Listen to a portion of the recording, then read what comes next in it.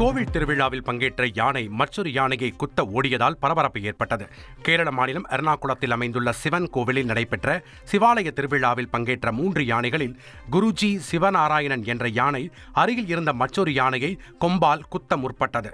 இதனால் திருவிழாவுக்கு வந்திருந்த மக்கள் அனைவரும் அங்கும் இங்குமாக ஓடியதால் பரபரப்பு ஏற்பட்டது.